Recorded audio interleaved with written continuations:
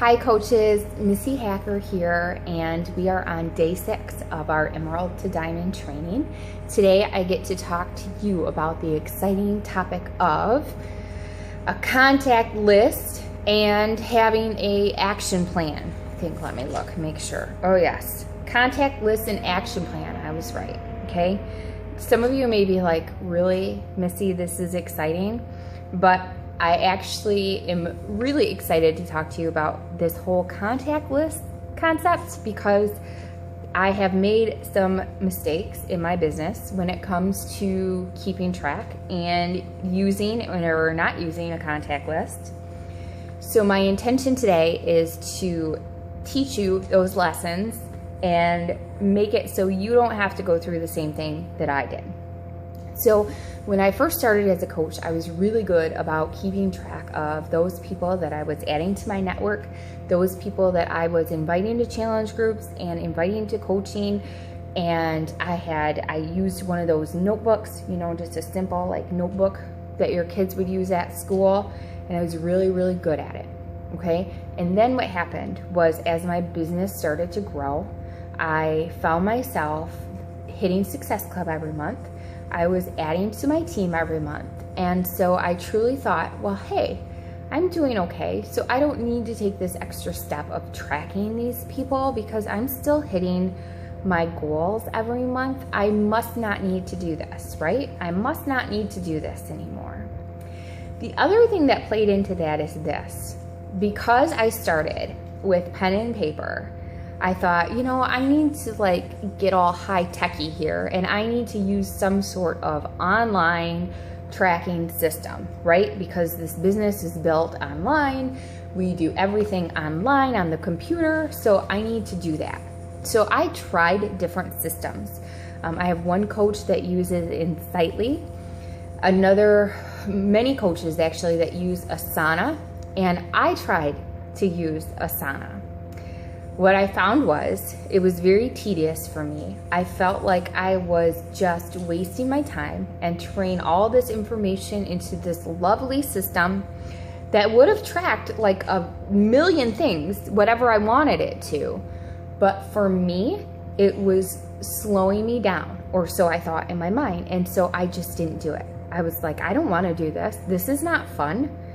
I never used the system. I would spend all the time entering these people in there, and then I just dreaded going in there. So I wouldn't go back and look like I was supposed to. So I stopped. I stopped doing it. I stopped tracking. I was like, I don't need to do it. And this whole online computer thing, it just is a big hassle for me. It wasn't me. And that worked for a while. It worked me not tracking my contacts. It worked for a while. When it didn't work so well was probably this past September when I now am home full-time. You know, I came home in June to work full-time, and September rolls around and all of a sudden I'm thinking, I don't have people to invite to a challenge group. Like, I must have exhausted everyone that I was talking to.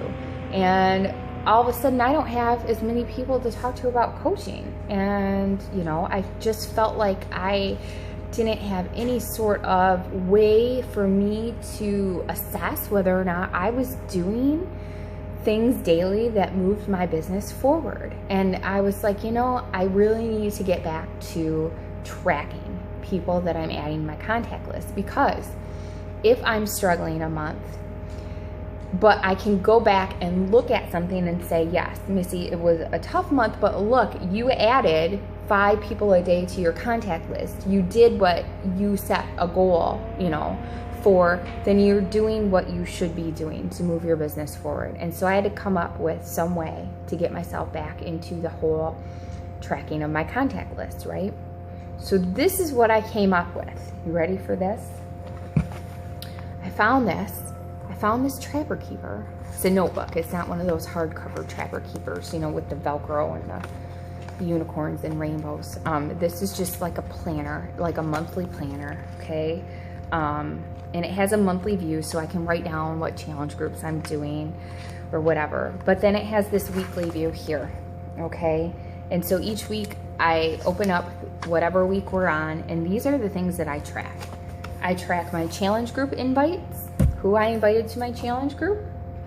I track who I asked for a friend request for my challenge group, because if they have commented on a post on my like page, I will ask them to send me a friend request so we can talk. So I track them, so it's easy for me if I get a friend request from someone to look at this list and say, oh yeah, it was about a challenge group. So I highlight those people and then send them that message. And then I track invites. If I'm gonna do a sneak peek the next week, I'll do invites to the sneak peek and invites to coaching. Okay, so I'm tracking that. I also keep down here, just if I'm doing any advertising through Facebook, I write down what my ads are, what day I posted them, so I can go back and follow up with those posts.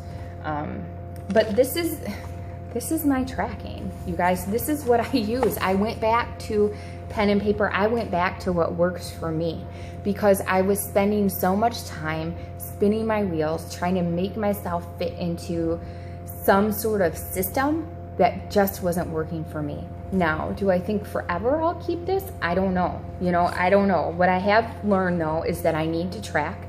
I tell my coaches this all the time, you need to track. And don't try and think that you need to get all high tech.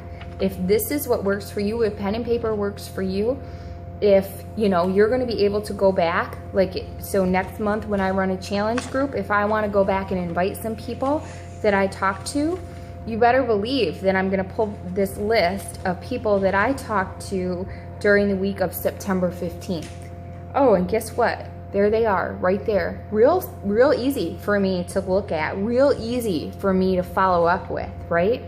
This is easy for me. That's what I needed, something that was easy, something that was gonna work.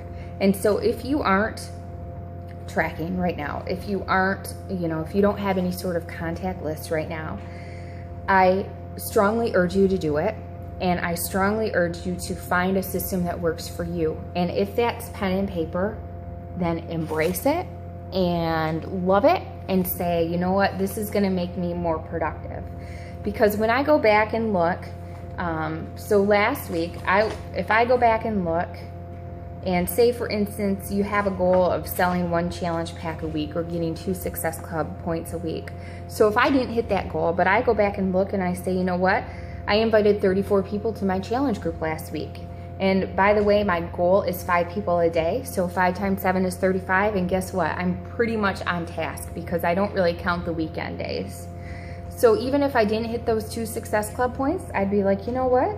I did my inviting though. And chances are down the road, those people are gonna come back and join. So instead of feeling discouraged or down that I didn't hit that goal, I know that I did what I needed to do to move my business forward. And that leads into this second part. And I'm just gonna briefly talk about this because I think a lot of it has to do with tracking and what I talked about.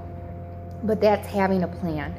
And having a plan means, okay, how are we gonna structure our day or our week, whatever it may be. So I know that I have a plan that moves my business forward, right? So part of that is, for me personally, it's talking to people about challenge groups. It's adding people to my contact list. Now, I will tell you at this point of the game, I'm getting enough people that add to my social network through the challenge group posts that I do, that I just track challenge group invites now. Okay, so that's a goal for me.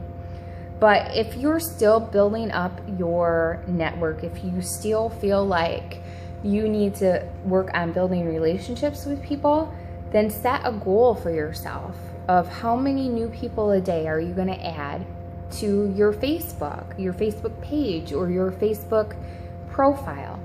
3 to 5 is the goal that you should be going for. And again, I told you, for me, my challenge group invites is 5 a day, or roughly between 30-35 a week. Okay, and you can definitely set these for the week. It does not have to be for the day, because some days you're going to have more time to work on things and other days you're not. So you can set yourself a daily goal, but also look at it as a weekly goal as well. Okay, You should have a weekly goal of how many people you're inviting to this opportunity. Okay, I will tell you that my goal is 10. I tell my coaches between 5 and 10 people. If you want to actively build your business, you are going to be inviting to the opportunity every week. You are going to, for follow-ups, I have a goal of 3 per day, or about 20 a week, okay? And then coaches that I reach out to on my team, 2 a day. And I will tell you now that because my business is at the level that it is, a lot of my coaches that I reach out to are my diamond coaches, what I call my performing coaches, those that show up every single day, who I know are truly in the game. I'll check in with them. The rest of them, simply because I have to kind of structure my day around my business and helping my team. The rest of them certainly know how to get a hold of me, and they'll reach out to me if they need something, but I keep in contact with a lot of them through my team page, okay? It's real easy as your team gets larger to kind of get away from working on your own business and focusing the attention onto your team, and I want to caution you not to do that. As your team grows, it's just as important to put the same amount of time in your business that you are now, okay? And when you spend time with your coaches, do it through your team calls, do it through your team Facebook page, and do it with those top performers in your organization. The rest of the time, you're gonna keep doing the activities that you're doing today. That doesn't change, okay? That's your action plan going forward. You're gonna keep doing what you're doing today. And then you add in supporting your team as your team grows and as it gets larger. So hopefully I've been able to share some things with you today that will help your business, and it will help you avoid some of those mistakes that I've made in mine. Okay, so don't forget, there's, the notebook can be a really good thing. So if you're a pen and paper notebook person, just embrace it with the rest of us pen and paper people, maybe I'll upgrade to like a real Trapper Keeper next year, like this. All right, guys, thanks for watching. Have a great day.